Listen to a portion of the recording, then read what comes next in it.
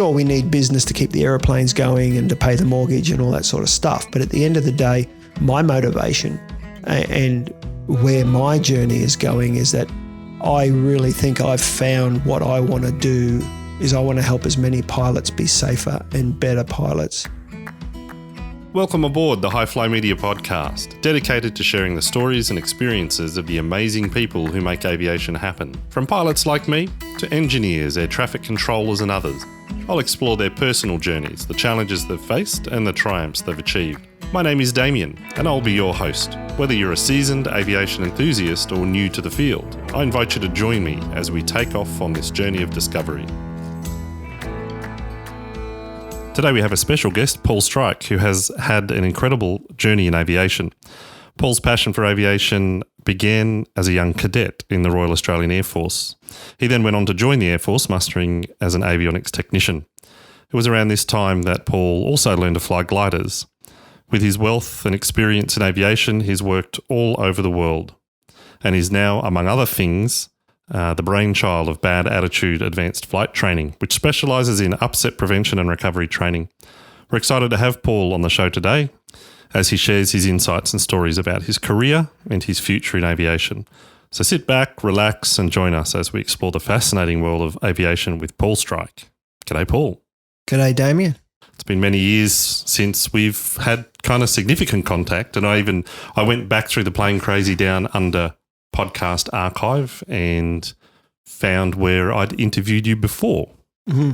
That was a long time ago. And if I remember correctly, we were in the next room and you had just taken on a banner-towing organisation called Flying Signs, which is still run today. Yeah, that was an exciting time. Karen had a commercial pilot's license from Canada. When we came over to Australia, she wanted to convert to a commercial license. And it was funny because I said to her, commercial license, grade 1, class 1 medical and, higher standard. And we were still finding our feet here in Australia. And I said, why don't you just get like a private and then, that'll be a little bit easier. And she rightfully so, I worked hard for my commercial license. I want to get a commercial. And I was working up in Papua New Guinea at the time, fly in, fly out, looking after Dash 8s up there. We had a discussion about it and I said, well, if you want to get a commercial, the only way we could probably justify spending that sort of money to transfer that is if you had a job to go to. So I went up to PNG for my 28 days on. When I come back, there was an ad for a banner tow business for sale. Mm. So we sort of said, okay, well, there you go. I had a private license at the time. Yeah. And I went, well, the pressure's on me now because I want to be part of this too. So I quickly went and did my 7 subjects. Yep. Which was really, I did it in a pretty short period of time because I was up in PNG, fly in, fly out. So I had plenty of time up there to do what I needed to do. Yeah. And so it was a pretty good journey. And by the end of it, Karen was flying banners and I was flying banners. And that's where I met you because I'm not sure how we actually found each other. But yeah, I got a phone call from Steve Vischer from Plane Crazy Down Under. And he said, Damien, I'd just agreed. So I'd actually been on the podcast when I was going through my commercial.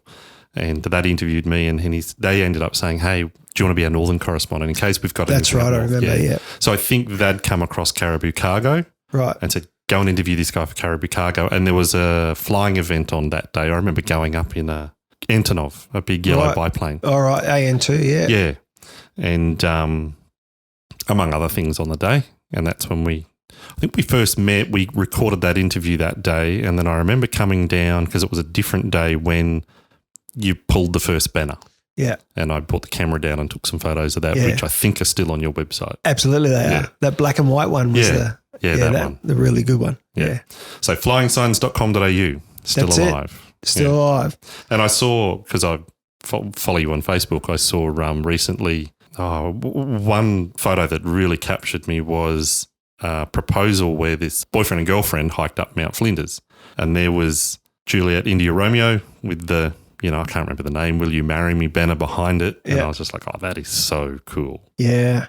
I've proposed to a lot of women over the years and we're batting 100%. Nice. So nice. There you go, gents. If you're in Southeast Queensland and you want that 100% strike rate. There you go. That is so cool. So as a young fella, you were a cadet? Yeah, I was in the cadets. So you obviously had an interest. What sparked the interest in aviation in the first place? The earliest memory I have is my dad was in the Army. He was a Vietnam vet. And thanks for your service, all those people. And he was in the 3/4 Cav up in Townsville.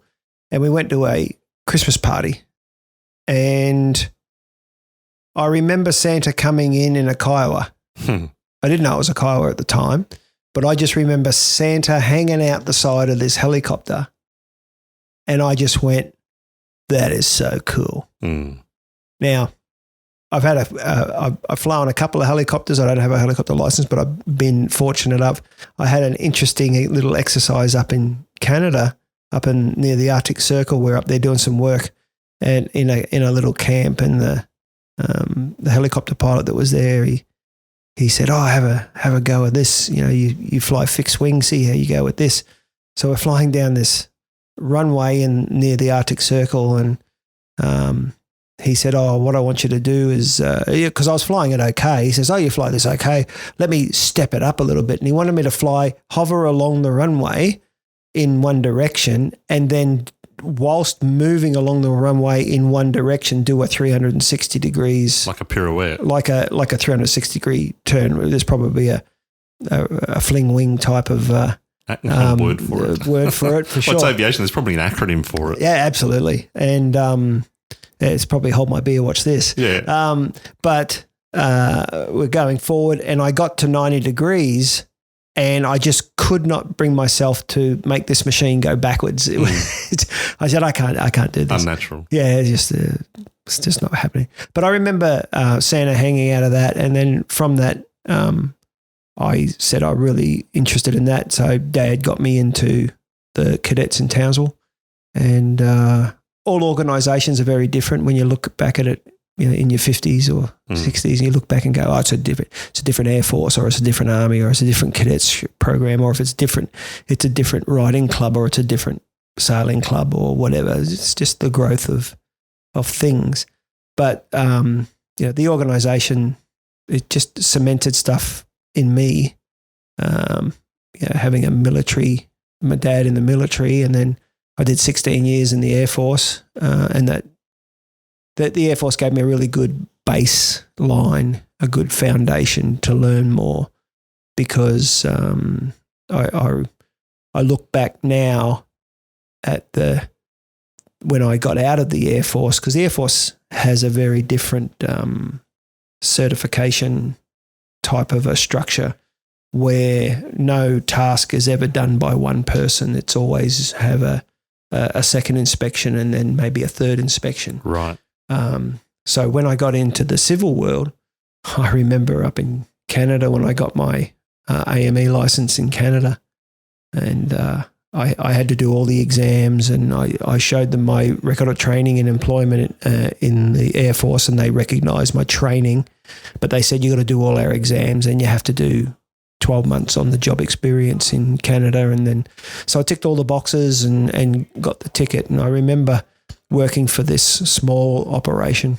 The boss come in and goes, so I hear you got your license. Yeah. He goes, good. There's an aeroplane out there with something broken. I want you to go out and fix it. And my first thing was, okay, is anybody coming out of me? You got a license? Get out there. The plane leaves in 10 minutes. Hurry up, get out there and do it. And that was like the baptism by fire into the civil world. It's just like, it's snowing outside. It's minus 25. The plane's broken. It's got to leave in 10 minutes. Get it done. Yeah, right. Very different culture to the Air Force. Oh, yeah, absolutely. Yeah. So, it was. So I know from our past chat that you spent a little bit of time working for a very famous airline that has to do with buffaloes. Yeah, Buffalo Air up in Yellowknife. Northwest Territories. Yeah, absolutely. So I was working in the Middle East on a contract.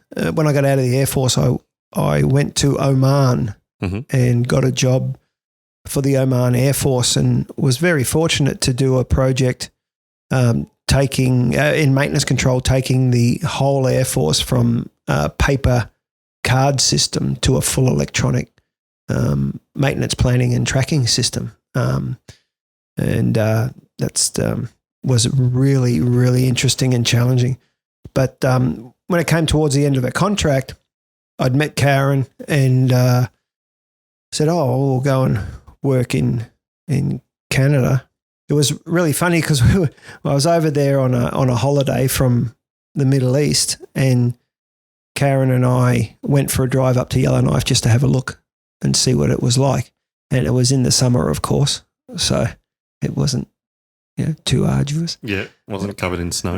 Yeah, it wasn't minus 40, but went and had a look at this organisation that was setting up a school, AME school for engineers, and I got offered the job, and I don't know whether it was because I was probably the only one stupid enough to go up there to do it, but the principal of the school said he was very impressed that we actually travelled up to Yellowknife to have a look at what was on offer and have a look at the place. Working for Joe was in Joe's organisation was really an interesting experience. The aeroplanes up there are beautiful. If you like radial engines and all that sort of stuff, although I believe Joe's got into Electras now, so turboprops. But the C-47s and the DC-3s and the DC-4s and just really, really nice stuff. And keeping the nostalgia alive. Yeah. Really great. So it was a really nice time up in Yellowknife. It's I spent 4 years up there, but looking back at it now, I'm glad I did it in my 30s and not now. It's a very harsh environment. Yeah. And looking at just putting an airplane to bed and waking it up in the morning with engine blankets and tennis heaters and cockpit heaters and everything like that. Australia, it's a doddle. Go and take the pitot covers off and take the chocks out. Yeah, don't have to walk around on an icy wing, shoveling, brushing snow off of it and all that stuff. Southeast Queensland, you rarely need to put carb heat on when you're on. Yeah, when you're coming in on final. Yeah, that's right. So, from what I've been gathering in my investigation and leading up to talking to you today, is that your passion has, I'm not going to say shifted, but probably narrowed in or focused in on the upset prevention and recovery training. Is that a fair comment? Yeah, I think so. We were just talking offline how some people travel through life, they don't really know what they want to achieve in life or what they want to do. I've been very fortunate because the way that my brain's wired, the way I was brought up by my dad, it was all very structured. And one of the biggest things that I've found, I started flying in 1985. So what's that? It's nearly 40 years. Yeah, nearly. There have been many, many people along the way who helped me do things. And same with Karen. She talks fondly of people in Canada who helped her achieve things that she wanted to achieve. And we're all on the journey. And I was only thinking a couple of days ago, here I am, a grade 1 flight instructor and doing all the things that I'm doing now. And I think back to when I was, 1985, 86 and all the aspirations and, you're 18, 19 years old or whatever. And I'm going to, what's my plan for world domination? I'm going to take this thing and ride it to the moon. And I remember looking at those grade 1 instructors and all those sort of things. And they were like heroes to me. It's just like, oh, wow. Somebody says, oh, did you fly with, Jack Edwards? Jack Edwards at the Point Cook Aero Club. He's a legend. Yeah. Oh, Jack Edwards sent you solo. Oh, yeah. You must be okay if Jack sent you solo, So, and now I are one, Yes. And you're someone's hero. Well, I don't propose to be anybody's hero, but the thing is that people help me, and now Karen and I, we quite often say, we are in the enviable position to be able to help other people. And it's really interesting because the flight training syllabus says you must taxi an aeroplane, you must perform turns, you must climb, you must do, but there's thousands of ways of baking a cake, and it all turns out to be a cake. It's just that some people's cakes are better than other people's cakes. And I'm not professing that the way that we teach people to fly is any better than anybody else's. This is just the way that we've manifested our process here. And when you travel along the journey and you live long enough in aviation to have made mistakes and see other people make mistakes, there are things that you do and you don't do. And when people come to fly from scratch with us, we want to instill that culture of, doing it the right way that's safe and efficient. So when people are out there free from the nest, so to speak, that they're making good informed decisions. And then when you get people, particularly when we're doing tail wheel endorsements or aerobatics or formation or even a flight review, somebody comes in and, show me a straight ahead stall, or show me a this or show me a that. And they do something that you've observed and you understand that is not right, because that's going to end in tears in the right conditions. Yeah, right. All right. And then you go, why did you do it that way? Oh, my instructor told me this. Okay, did you consider this? So I don't really ever want to be critical of another instructor teaching the way that they do. We just like to give people a different point of view. Yep. And one of the classic ones, without doing a flight lesson, is where, say we take somebody in the 172 and we're doing a flight review or whatever, and I say, okay, we'll just do an approach and a landing, the way you've been trained to do it.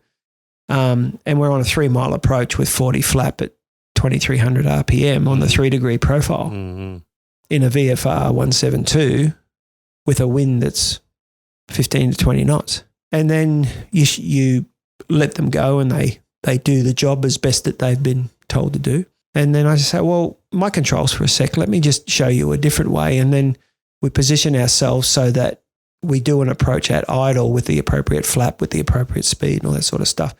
And they say, oh, that was very different. Why would you do that? And I said, well, you're in a position where at 2 miles with all that power, with that flap, if you have an engine failure, you're never going to reach the runway. Whereas if you plan your circuit with this, then if you have an engine failure, you're going to make it, and ask them the question, like, what would you do if you're 2 miles and you have an engine failure? I get 2 basic responses. One is I'll raise the nose to stretch the glide. Sorry, that's the wrong response. And the other one is, well, I have to lower my nose to maintain my airspeed. Okay, so where's your threshold going to end up? Or way up there. So I never try to teach people, if they want to fly our aeroplane, they have to be able to fly the aeroplane the way we want them to fly the aeroplane, because that's our prerogative. We pay the insurance and we take the risk. Karen and I like the idea of going home every night comfortable that whoever flies our aeroplanes have the best opportunity in our mind that they're going to bring the aeroplane home safe and themselves safe. That's the number one, is the pilot home safe and we can reuse the aeroplane. But if somebody's just coming for a flight review or whatever, they're on their journey, and the best I can do is, are they safe? Are they familiar with the regulations? Do they meet the requirements? And have I given them something to think about when they leave? Because we've had a few people that come in for a flight review and they say, oh, it's really refreshing to actually get taught something and not just fly around with somebody for an hour and scribble in the book and pay some money. I can give you 2 experiences. One was when I did my instrument rating flight test. So I'd done plenty of instrument flying to get to that point. And then I went out on the flight test with a testing officer by the name of Alan Dunbar. And we took off from Archer Field in the Duchess and we flew down to Lismore, which I'd done I don't know how many times, in preparation for that test. And we did the approach into Lismore and then took off, and he said, just fly to the south of Lismore, want to do some unusual attitude recovery. Well, you'd done plenty of that before, under the hood, whatever. And all of my training to date had been, whether it was, as part of my GFPT or whether it was as part of the private or commercial training, and definitely the instrument rating training, was, okay, shut your eyes, aircraft goes into a unusual attitude because of the instructor, okay, open your eyes, recover. Alan didn't do that. He said, pull your pen out of your pocket. And so I took it out of my pocket, my top pocket, and he said, drop it on the ground. I dropped it on the ground. He said, okay, pick it up. And just the nature of me leaning down to pick it up, I put the airplane into an unusual attitude. And he said, okay, recover.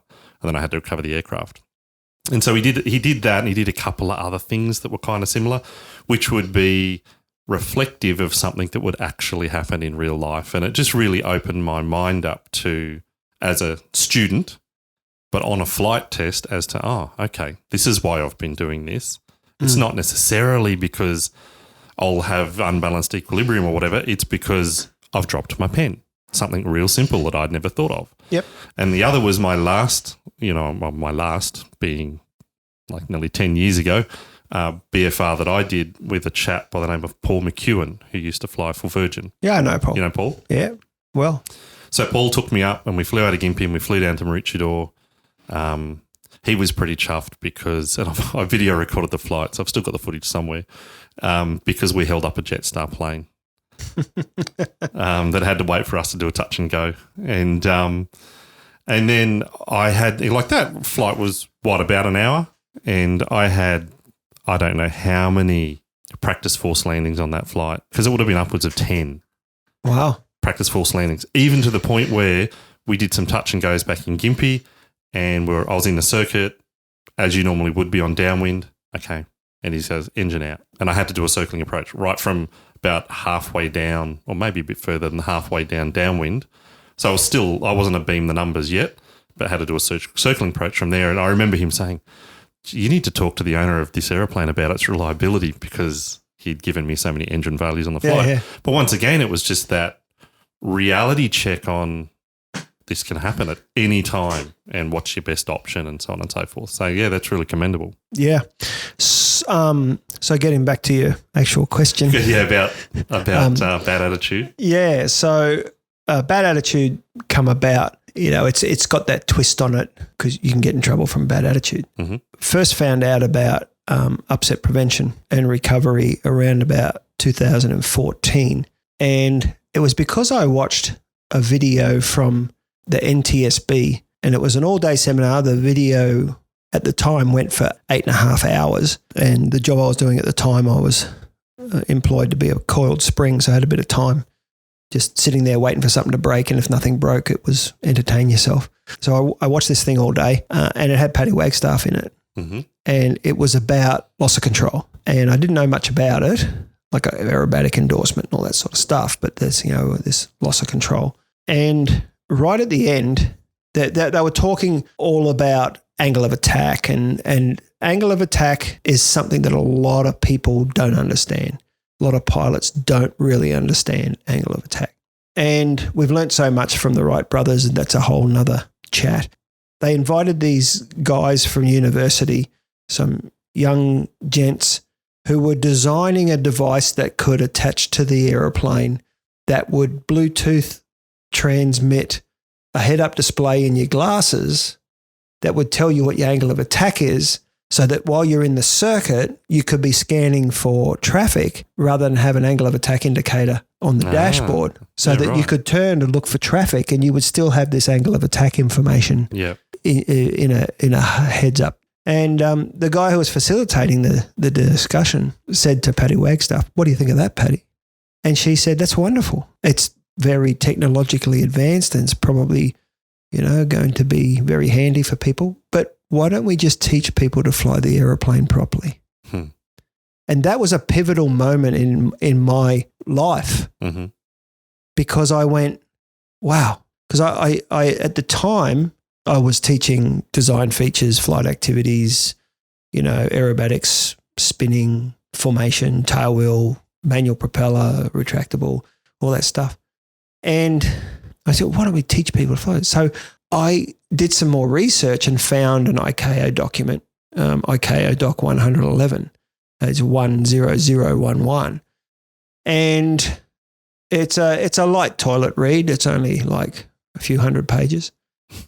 And it was mainly targeted at airlines. But with this job that I had the opportunity to dissect that. And I did research, what does CASA say about it? Zippo, except for airlines. What's the FAA say about it? Zippo, except for airlines. What's the EASA say about it? And at the time, Zippo, except for airlines. And then one of the triggers for this ICAO document was Air France 447 and the Coghlan accident. And again, angle of attack, Air France 447. I don't understand it. I'm holding the stick all the way back, but we're still going down. Wow. Stall stick position. That's a new, phrase for the 21st century. We didn't get taught that back in the 80s and 90s. So there's a whole bunch of stuff that we've learnt, but we're still teaching the old ways. And in one of the videos that I've put on Bad Attitude on the Facebook page is I was doing spin endorsements for an operator on the Gold Coast for all their trainee flight instructors. There's a regulatory requirement to have a spin endorsement. And we're up there, and I said to this one young fella, why don't you pattern me through a wings level straight ahead 1G stall and stall recovery? And he verbalized the whole thing as an instructor would from back in the 20th century because he's learned the process and he's studied it and that's what his instructor told him to do and all that sort of stuff. And he did okay. He did a pretty good job. And I said, that was pretty good, except you never said the words angle of attack once, not once. And that's why the wing stalls is because of angle of attack. Doesn't stall because of speed. Doesn't stall because of anything except we exceed the critical angle. And I go through, when I do a flight review, ask a lot of people, show me a wings level 1G straight ahead stall recovery. And I actually made another video. There's another video, the 5 most inappropriate stall recoveries. It's the 5 stall recoveries that I got to make sure I'm prepared for because people will do it. One of them is called the Neil Armstrong, where they stall the aeroplane straight ahead and then punch the stick fully forward and you get negative G. And then while we're pointing straight down, they put full power on. So that's one of them.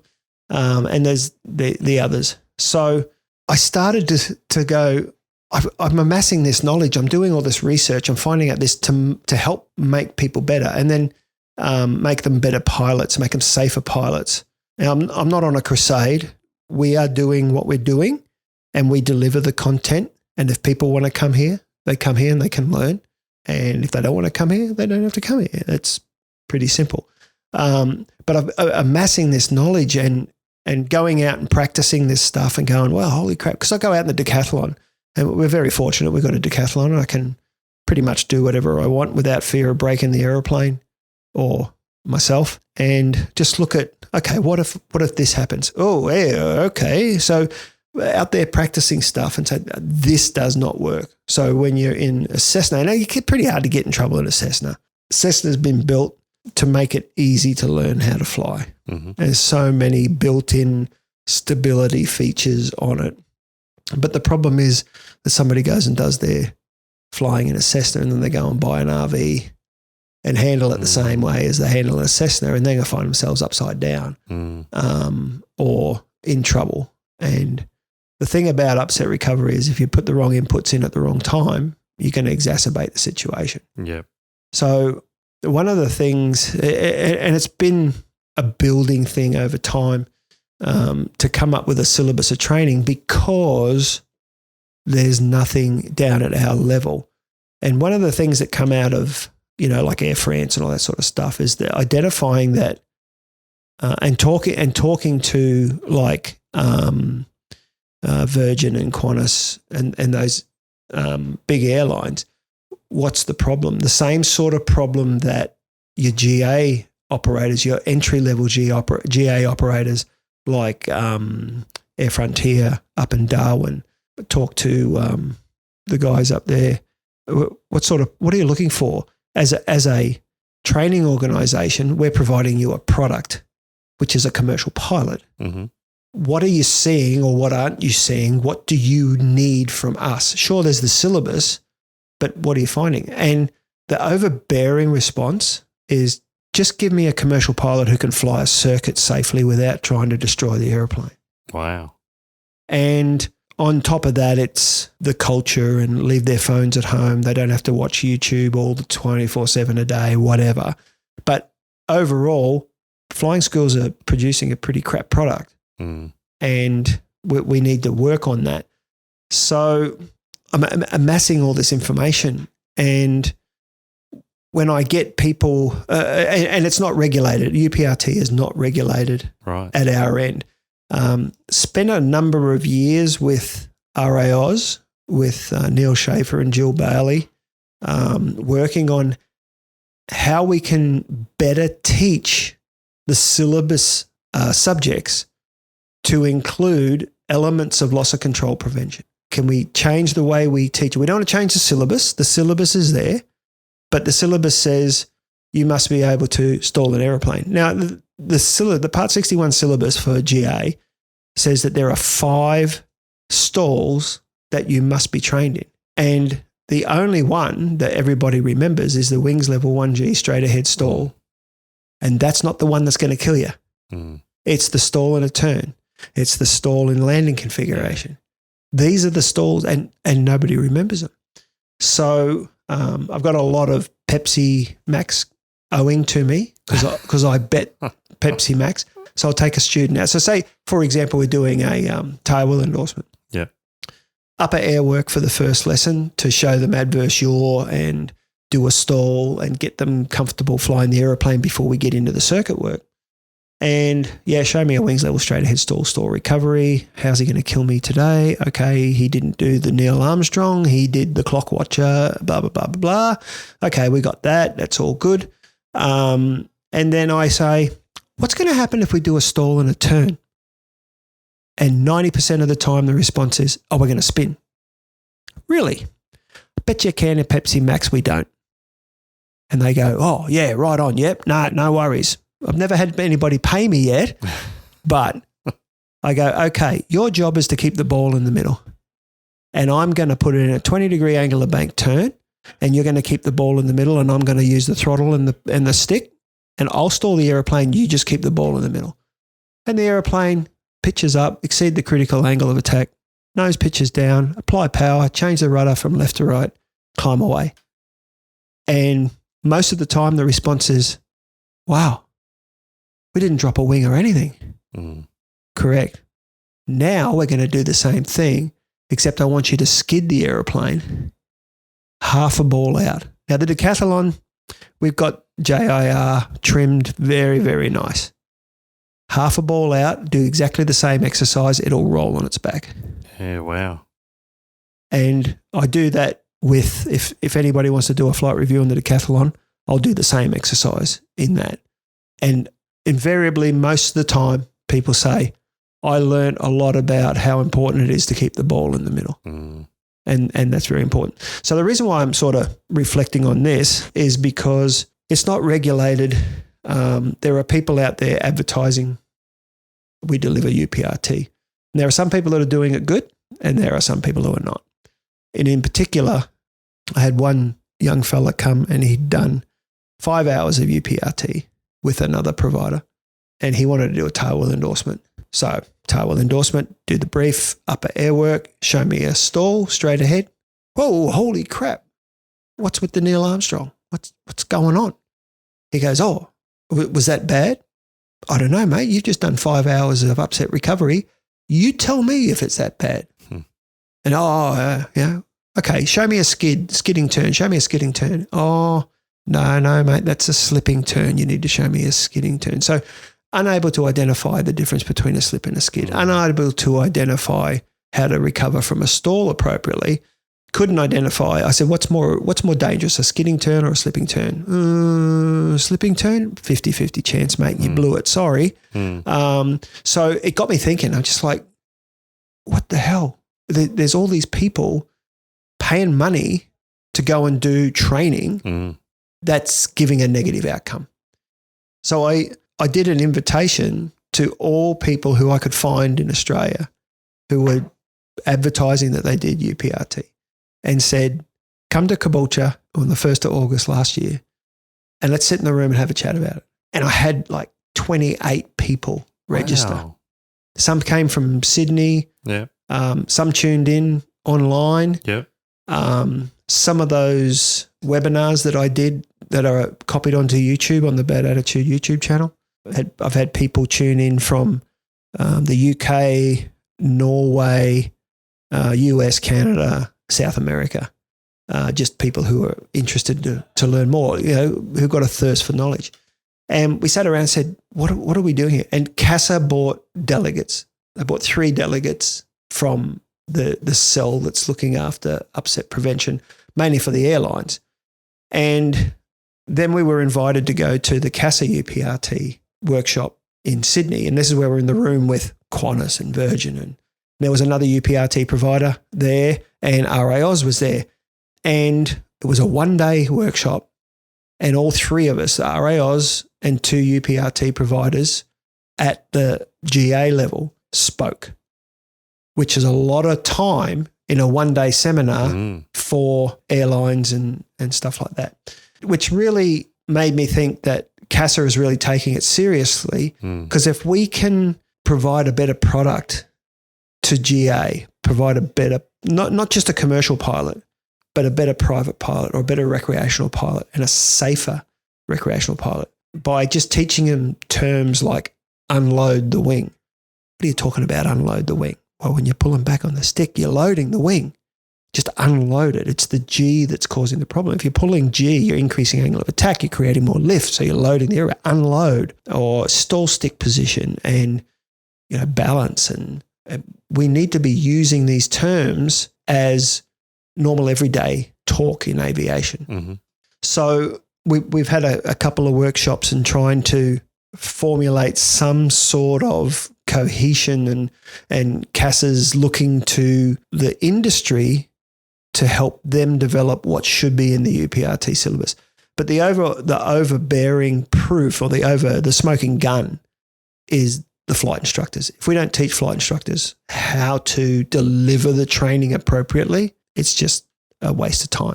Well, you're going to be getting the dribs and drabs as they're interested, right? People like me, the private pilots that go, oh, I want to make sure I don't die. I'll go to this training. But like you say, if you're training those who are training, then everyone that comes through that process is going to get taught. That's awesome. Yeah, to a degree, that's exactly right. Because human beings are interesting animals. When you're trying to, sure, we need business to keep the aeroplanes going and to pay the mortgage and all that sort of stuff. But at the end of the day, my motivation and where my journey is going is that I really think I've found what I want to do is I want to help as many pilots be safer and better pilots so that they can live longer. And I want to give back to people who helped me in the past and who helped Karen in the past.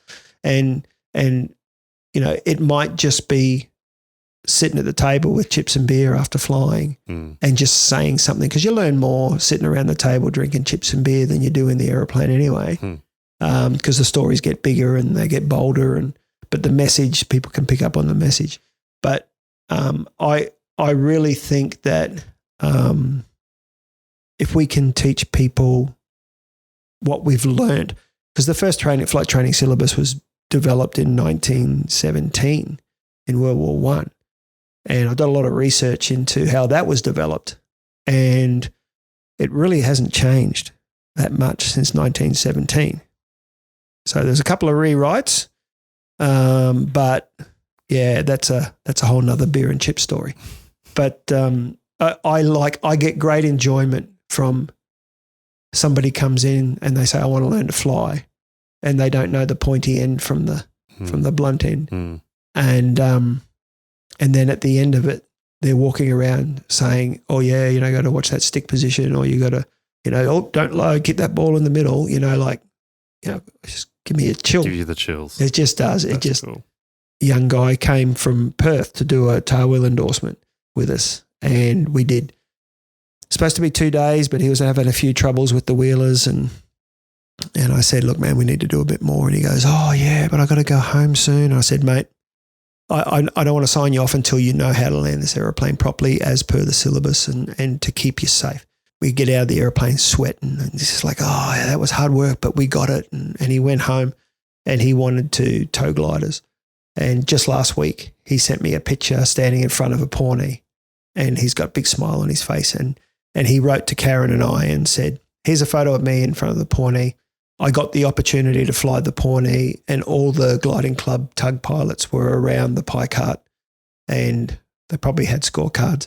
But I did 3 circuits, 3 wheelers, 3 greasers, and they got on the radio and said, you can stop showing off now. No more free flying for you.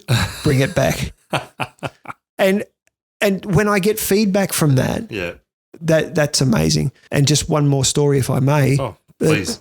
This is why I do it. I'm getting chills here now. The reason why I do it is because when people feedback, we help people get jobs and stuff like that, and then they just send us, tag us in a picture and stuff like that. Thanks for your help. Couldn't have done it without you. That's gold. Yeah. But we had one fella. He wasn't a young fella. He was about my age, and he used to be in the Royal Navy flying Harrier jump jets, and he was in the Falklands conflict. Very unassuming gentleman. It wasn't until we got to the beer and chips that he started to loosen up. Yeah. He was saying, I'm really loving this attitude flying. Because when we do the tailwheel endorsement, you get one flight with the airspeed indicator and the rest of the time it's covered up. You don't fly with the airspeed indicator at all. And probably about a year ago now, because he did it a number of years ago, probably about a year ago, he sent me a 1-line email. He said, hey, Paul, just a short note to let you know I went night flying at Archerfield the other night, and on the 3rd circuit I had a total electrical failure and it was dark. So I lowered the nose of what I thought the attitude was and I pulled the power back to what I thought the engine sounded like at 2300, performed an uneventful circuit and a full stop landing. Just want to let you know you probably saved the day. Wow. My heart was in my mouth. I got tears in my eyes and I'm just like, holy crap, that's why I do this. That's incredible. I want to talk to that guy.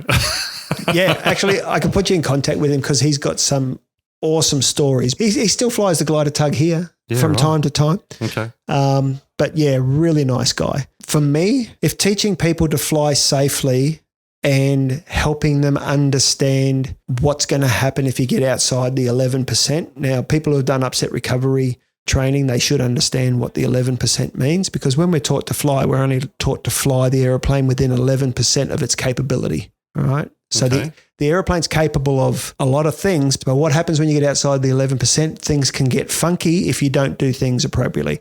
So upset prevention and recovery training is not about the recovery itself. It's not about being in the aeroplane. We run workshops. It's a 3-day workshop. You get 2 hours in the aeroplane, 3 full days, 2 hours in the aeroplane. And you can do more, but that's the minimum. That's our basic course. And we talk a lot about how do you fly the aeroplane? How do you use stability? How to identify when things are going sideways and what to do so that, you know, that old adage, the superior pilot uses his superior knowledge to avoid the need for the use of his superior skill. It's all about the prevention. It's all about the prevention. If you can identify it's not going to happen, you don't need to be the hero. And for me, if I spend the rest of my days troubleshooting people and saying, hey, I think, and again, I'll caveat there that this is just what I've picked up over 40 years. I don't think you should be moving the stick around like that when you're at a low airspeed, because this can happen. I had a guy, we were doing the training here, been flying for 25 years, had 1,000 hours, and I showed him some stuff. And one of the things that I showed him was that the tailplane creates a downforce to balance the engine. Mm-hmm. And he looked me in the eyes like it was deer in the headlights. And I'm like, you okay? He said, why didn't anybody tell me that 25 years ago? You've got no idea how many questions that answers. Now, to be honest, to be true, and to be fair, that when you're learning to fly, it's like drinking from a fire hose, right? Oh, yeah. There's a whole bunch of information coming in, and that's why it's important to have a culture of the learning never ends. Oh, 100%. Because if you think you know it all, then you're setting yourself up you're an accident waiting for a grid location, right? Yeah. So awesome to hear your perspective and your experience. And I think for me, the big takeaway is that satisfaction that you get out of seeing your passion save lives. Yeah, exactly. Just to round out the episode, I want to ask a few questions that everyone's going to get asked. Okay, here we go. Can you tell us about a memorable experience you had flying a particular aircraft and what made it special to you? So there's lots, but this one from an instructor's point of view is about people's egos. Mm-hmm. So here I am, 19 years old, learned to fly a glider, and I wanted to be an instructor. So I'm doing an instructor training course in gliders, and I'm 19, 10 foot tall and rocket proof, and I'm in the Air Force, and I'm rah, rah, rah, let's do this. And this always stuck with me as an instructor. I'm sitting in the back seat of a glider, and in the front is the cranky old test instructor, and we take off on aero tow, and we're getting pulled across the fence at the end of the runway. And, the biggest thing that all instructors want to do is pull the power on somebody, right? So, I get to pull the power on somebody. All those instructors all those years were pulling the power on me, and now I have the power to pull the power, But in a glider, you don't have a throttle, but we've got a release. Mm-hmm. And it's not about what are you going to do if the engine fails, or what are you going to do if the rope breaks. Mm. All right, so here I am, 19 years old, going across there, and I'm the big instructor. And I said to the test instructor in the front, "So, John, where would you go if the rope broke now?" And he said, "Stuffed if I know." And then he reached forward, pulled the release, and he goes, "Your controls." So I grabbed the controls, and we landed in a paddock, and it was like the adrenaline was pumping and the heart's in my mouth. So obviously I did it okay because I did the landing. Otherwise he would have took over. Yeah. So I'm just like a bucket of soup in the back seat. The canopy opens and he climbs out, and he just nonchalantly leans on the side of the aeroplane and looks me square in the eyes and goes, "Don't ever ask the question unless you've got the answer." So that would be one of the most memorable flights. Very memorable. Yeah, absolutely. Thanks for sharing that. Can you tell us what is one of your most fear-filled flight experiences? One of the more recent ones, I was towing a banner in the mall, so 235 horsepower, and I'm towing this banner. It was just out over Samford, and it was a pretty windy day, and the target was around the Samson Valley area, and you get taught about the lee of the hills and the anabatic and katabatic winds and all that sort of stuff. And I thought I was pretty far away, but I must have hit some descending wave or something like that. And I had full power, and I'm still going down. And I'm going to have to get rid of the banner. Otherwise, I'm not going to climb, because there's buckets and buckets of drag out the back. Yeah. Because, a mall will climb at 80 knots, almost, 40 degrees. Wow. Nose pitch up. It will just climb. But I had full power with this banner on, and I was still going down. And I was flying at 60 knots. Otherwise, you shred the banner. And I'm turning left and turning right and trying to find where is this air mass not going down. And I was eyeing off a park with some power lines going across it. And all I could think in my head is, I'm going to pull the banner. It's going to drape across these power lines, black out southeast Queensland. And I hopefully the aeroplane's going to climb away. And then I hit this almighty thermal and push me down in the seat. Next thing you know, I'm at 1,500 in the blink of an eye. And just like, oh, man, that was pretty fearful. And then I actually did a video. See, all my scary bits are about banner towing, but it's normally quite benign. There's a video on Bad Attitude Facebook feed where I had 4 upsets in this flight. I was flying down the highway with a banner on board at 1,200 feet, and all of a sudden I had 90 degrees angle of bank with about 10 to 15 degrees nose pitch up, just with a banner on the back. With a banner on the back, and it was just boom, gone. And I'm just like, holy crap. And appropriate recovery. And I think about all of the research that I did. I'm 60 knots, high angle of attack with flap, with a bag of drag on the back. And here I am 90 degrees at 1,200 feet with a 10, 15 degrees nose up attitude. I got to get this right immediately. If you didn't learn all that stuff, it would have been 6 o'clock news stuff. Got another question for you. Actually got two more. If you were given an expense-free opportunity to be endorsed on any airframe, what would it be? This old chestnut. Yeah. Okay. Pilatus Porter. Why is that? What an amazing aeroplane. Just the performance of it, you know. PT6. High wing, tail dragger. Stall, take off and land in its own length. Yeah. Descend vertically in beta. Did you get to work on any of those in PNG? No. Never touched one in the flesh. I often think, how many letters in a banner could I pull with a PT6 flying at 60 knots? Yeah, that would just be... That's cool. Yeah, very cool. Very cool. Last question. This is a really good question to ask you. What advice would you give someone who is just starting out in aviation, and what resources or support systems would you recommend they seek out? Welcome aboard. The journey never ends. Seek out people who will give you value for money. Don't look for cheap. Be cautious of people that are just out there to take your money. And when you're looking for a flight instructor, find somebody that you click with. Might not be me, might not be Karen, might be somebody else. Doesn't matter. You need to have a relationship with your flight instructor and take bits of information from everybody and formulate your own picture. But have safety above everything. Safety and compliance, because the rules are written in blood. They're there for a reason. It's been an amazing chat, and there's so much in there to learn. I love what you're doing. Truthfully, love what you're doing. Thank you. I can only see it going in good places for the aviation community. People can find you, flyingscience.com.au, Google, YouTube, Facebook, Bad Attitude, Advanced Flight Training. And Strike Aviation Training. StrikeAviationTraining.com.au. If you are in Southeast Queensland, you know where Caboolture is. There's a beautiful airstrip here, 2 runways, very, very scenic. I've done a few flights over the top of Caboolture. I've never landed here. We have to fix that. I took a friend from Toowoomba once, and we flew down to the glass house and we carved around the mountains a bit. And then he wanted to fly down the coast, so I had to climb up to get over to Moreton. And I basically came over the top of Caboolture and then circled up, and we went over to Moreton. And it was an amazing flight. If you haven't flown in this area, it is just stunning. We are lucky.